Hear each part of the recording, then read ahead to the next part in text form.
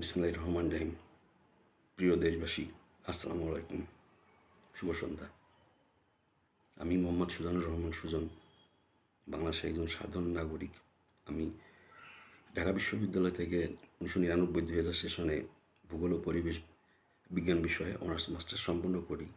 পরবর্তীতে পেশা জীবনের পাশাপাশি উচ্চশিক্ষার জন্য public policy related world bank group সহ বিভিন্ন আন্তর্জাতিক সংস্থা থেকে বেশ কিছু কোর্স সম্পন্ন করেছি এবং ইতিমধ্যে অক্সফোর্ড বিশ্ববিদ্যালয়ের অধীনে পাবলিক পলিসি ইকোনমিক্স কোর্সটি সম্পন্ন করে বর্তমানে ফেলো স্টুডেন্ট হিসেবে অবস্থান করছি। আমি কয়েকটি কথা আপনাদের সকলকে বলার জন্য এই শীতের বিকেলে হাজির হয়েছি এবং সেই সাথে একটি আর্জি নিয়ে। প্রিয় দেশবাসী, আপনারা জানেন বাংলাদেশের গণতন্ত্র বেশ কিছু গুরুত্বপূর্ণ চ্যালেঞ্জের সম্মুখীন, যা তার স্থিতিশীলতা, সুশাসন এবং সামগ্রিক রাজনৈতিক দৃশ্যপটকে প্রভাবিত করছে। যেমন ১. রাজনৈতিক মেরুকরণ, ২. কর্তৃত্ববাদের অভিযোগ, ৩. নির্বাচনী শুদ্ধাচার ইস্যু, ৪. মানবাধিকার লঙ্ঘন, ৫. দুর্নীতি, ৬. দুর্বল প্রাতিষ্ঠানিক কাঠামো, ৭. নাগরিক সম্পৃক্ততা ও রাজনৈতিক সচেতনতার অভাব, ৮. গণতান্ত্রিক বৈষম্য, ৯. সামাজিক বৈষম্য, ১০. বাহ্যিক প্রভাব। আমি মনে করি এই চ্যালেঞ্জগুলো মোকাবেলায় একটি বিস্তৃত পদ্ধতির প্রয়োজন, যার মধ্যে গণতান্ত্রিক প্রতিষ্ঠানগুলিকে শক্তিশালী করা, স্বচ্ছতা এবং জবাবদিহিতা প্রচার করা, রাজনৈতিক সংলাপকে উৎসাহিত করা, মানবাধিকার রক্ষা করা এবং নাগরিক সম্পৃক্ততা অন্তর্ভুক্ত করা। বাংলাদেশ যেহেতু এসব চ্যালেঞ্জ মোকাবেলা অব্যাহত রেখেছে, তাই রাজনৈতিক স্থিতিশীলতা ও উন্নয়নের জন্য গণতান্ত্রিক নীতি ও চর্চার প্রতি অঙ্গীকার অত্যন্ত গুরুত্বপূর্ণ।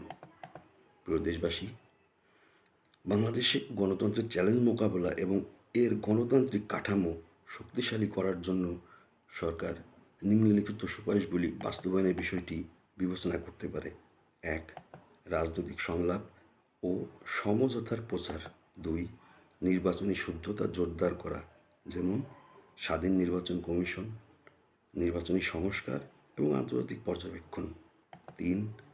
মানবাধিকার ও স্বাধীনতা রক্ষা করা, যেমন নাগরিক স্বাধীনতা রক্ষা এবং স্বাধীনতা লঙ্ঘনের জন্য জবাবদিহিতা।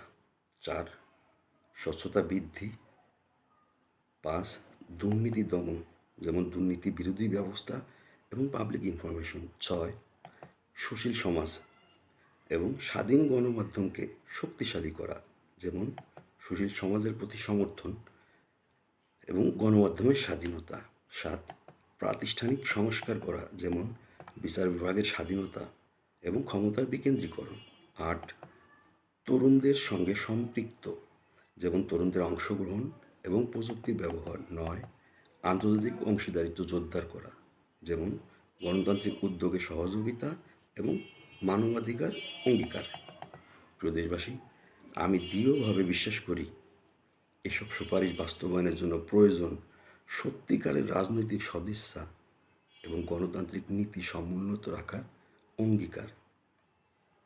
অধিকতর অন্তর্ভুক্তিমূলক, স্বচ্ছ ও জবাবদিহিমূলক রাজনৈতিক পরিবেশ গড়ে তোলার মাধ্যমে বাংলাদেশ সরকার তার গণতন্ত্রের চ্যালেঞ্জ মোকাবেলা করতে পারে এবং সব নাগরিকের জন্য অধিকতর স্থিতিশীল ও সমৃদ্ধ ভবিষ্যতের পথ তৈরি করতে পারে। প্রিয় দেশবাসী, আমি বাংলাদেশের একজন সাধারণ নাগরিক, একজন মায়ের সন্তান এবং একইভাবে একজন সন্তানের বাবা, একজন শিক্ষানবিশ এবং সেই সাথে বাংলাদেশ আওয়ামী লীগের একজন অতিশয় ক্ষুদ্র কর্মী হিসেবে বাংলাদেশের গণতন্ত্র ও মানবাধিকার চর্চা অব্যাহত রাখার জন্য আপনাদের মাধ্যমে বর্তমান সরকারের সদয় দৃষ্টি কামনা করছি, যাতে করে বাংলাদেশ আওয়ামী লীগের সকল নেতাকর্মী তাদের রাজনৈতিক কর্মকাণ্ড পরিচালনা নির্ভয় করতে পারে, পার্টি অফিসে যেতে পারে ও তাদের কার্যক্রম তথা দলের মধ্যে গণতন্ত্রের চর্চা অর্থাৎ পরিবর্ধন, পরিমার্জন ও পরিবর্তনের অঙ্গীকার নিয়ে পার্টি অফিসগুলোকে নির্ভয়ে পুনরায় কার্যকর করতে পারে। যে বা যাদের বিরুদ্ধে সিরিয়াস এলিগেশন আছে তারা যেন লফুলি ফেস করতে পারে, লফুলি তাদের এগেইনস্টে আইন প্রয়োগের মাধ্যমে দেশে আইনের শাসন প্রতিষ্ঠিত হোক। প্রিয় দেশবাসী, আমি ব্যক্তিগতভাবে 5ই আগস্ট পরবর্তী সময়ে যুক্তি উপস্থাপন সহ জোরালো দাবি জানিয়েছিলাম যেন বাংলাদেশের সবচেয়ে পুরাতন ঐতিহ্যবাহী দলই নয়, বরং পৃথিবীর ইতিহাসে স্বাধীন বাংলাদেশের জন্ম বাংলাদেশ আওয়ামী লীগের হাত দিয়ে, এবং সেই সাথে বাংলাদেশের স্থপতি বঙ্গবন্ধু শেখ মুজিবুর রহমান। বাংলাদেশ আওয়ামী লীগের গত কেন্দ্রীয় কমিটির পূর্বে যুগ যুগ ধরে একই গঠন কাঠামো অর্থাৎ গঠনতন্ত্র যুগোপযোগী করার জন্য তথা পরিবর্ধন এবং পরিমার্জন সহ আমি বেশ কিছু সুপারিশ করেছিলাম দলের সভাপতি বরাবর। প্রদেশবাসী, 5ই আগস্ট প্রসঙ্গে আমি শুধু একটি কথাই বলবো যে 5ই আগস্ট একদিনের না, গত 10-12 বছরের 5ই আগস্ট বা যে কোনো মাসের 5 তারিখের উল্লেখযোগ্য ঘটনাবলী, দল ও সরকারের কর্মকাণ্ড এবং জনগণের কর্মকাণ্ড যা বাংলাদেশ আর্কাইভ লাইব্রেরিতে সংরক্ষিত পত্রিকাগুলো দেখলেই যথেষ্ট। তথাপি জুলাই আগস্টের সকল শহীদদের প্রতি আমি গভীর শ্রদ্ধা এবং সকল আহতদের প্রতি সমবেদনা প্রকাশ করছি।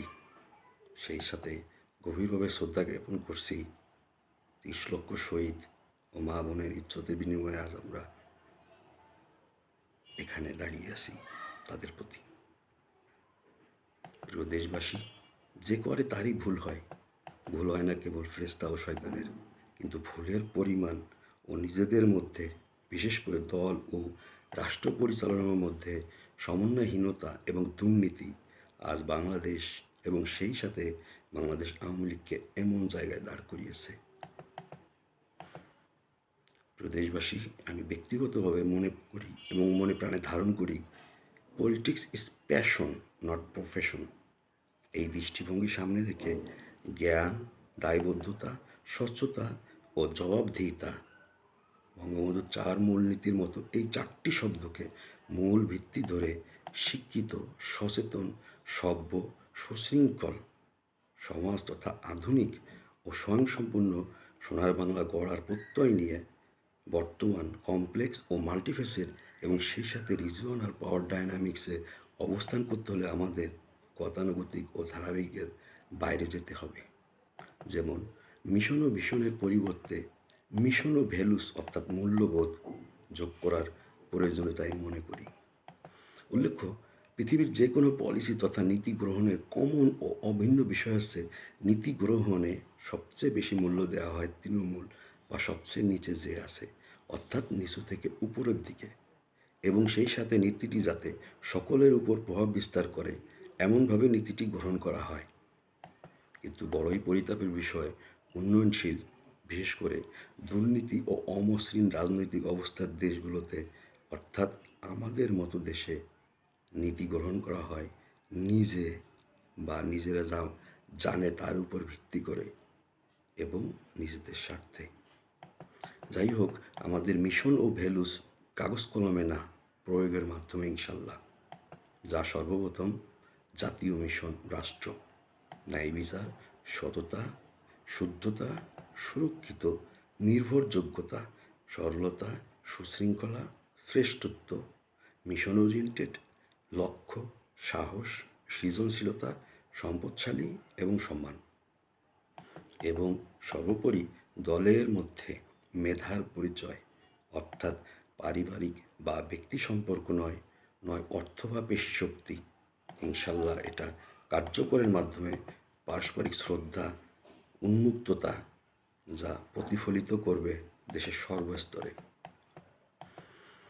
সুপ্রিয় দেশবাসী তথা সকল রাজনৈতিক দল, সকল স্টেক হোল্ডার্স, সকল বেকার ও খেটে খাওয়া ভাই ও বোন, সকল ছাত্রছাত্রী, সকল সিনিয়র সিটিজেন্স সহ আঞ্চলিক ও আন্তর্জাতিক সকল রাজনৈতিক স্টেক হোল্ডার্স, আমি আপনাদের কাছে বাংলাদেশে গণতান্ত্রিক চর্চা ও মানবাধিকার অব্যাহত রাখার আর্জি নিয়ে এসেছি। বাংলাদেশের একজন সাধারণ নাগরিক এবং বাংলাদেশ আওয়ামী লীগের একজন ক্ষুদ্র কর্মী হিসেবে আমি ব্যক্তিগতভাবে আপনাদের সহযোগিতা ও বিবেচনার জন্য আপনাদের প্রতি অগ্রিম কৃতজ্ঞতা জ্ঞাপন করছি। আমাদের দেশে গণতন্ত্রের অব্যাহত চর্চা এবং মানবাধিকার রক্ষার প্রতি সরকারের দৃষ্টি আকর্ষণের জন্য বিনীতভাবে অনুরোধ জানাচ্ছি। বাংলাদেশ আওয়ামী লীগের সব নেতাকর্মীকে অবাধে ও নির্ভয়ে রাজনৈতিক কর্মকাণ্ড চালাতে দেওয়া জরুরি বলে মনে করছি। একত্রিত হওয়ার, মত প্রকাশ করার এবং সংগঠিত হওয়ার স্বাধীনতা যে কোনো গণতান্ত্রিক সমাজের মৌলিক বিষয়। আমি বিশ্বাস করি উন্মুক্ত রাজনৈতিক মত প্রকাশ ও সম্পৃক্ততার অনুকূল পরিবেশ গড়ে তোলার মাধ্যমে আমরা আমাদের গণতন্ত্রকে শক্তিশালী করতে পারব এবং বাংলাদেশের সব নাগরিক যাতে রাজনৈতিক প্রক্রিয়ায় অংশগ্রহণে নিরাপদ বোধ করেন তা নিশ্চিত করতে পারব ইনশাল্লাহ। সেই সাথে দমন পীড়ন বা ভয়ভীতি প্রদর্শন না করে আওয়ামী লীগকে অফিস পরিচালনা ও কার্যক্রম সম্প্রসারণের সুযোগ করে দেওয়ার জন্য সরকারের প্রতি আহ্বান জানাচ্ছি। দলের মধ্যে পরিমার্জন ও পরিবর্তনের প্রতিশ্রুতি নিঃসন্দেহে আরও প্রাণবন্ত এবং প্রতিক্রিয়াশীল রাজনৈতিক দৃশ্যপটে অবদান রাখবে এবং পুরো জাতিকে উপকৃত করবে ইনশাল্লাহ। এই গুরুত্বপূর্ণ বিষয়ে আপনাদের মনোযোগের জন্য আপনাদেরকে আবারও ধন্যবাদ জ্ঞাপন করছি। আমি আন্তরিকভাবে আশা করি যে আমরা একসাথে এমন একটি ভবিষ্যতের পরিকল্পনা করতে পারি যেখানে গণতন্ত্র বিকশিত হবে এবং প্রতিটি নাগরিক বাংলাদেশের সামগ্রিক বৃদ্ধি এবং অগ্রগতিতে অবদান রাখতে ক্ষমতায়িত বোধ করবে। আপনাদের চমৎকার সহযোগিতা এবং বিবেচনার জন্য আপনাদের সকলকে পুনরায় ধন্যবাদ জ্ঞাপন করছি। সর্বশক্তিমান মহান আল্লাহ আমাদের সকলের মঙ্গল করুন। আমিন। জয় বাংলা, জয় বঙ্গবন্ধু। বাংলাদেশ চিরজীবী হোক।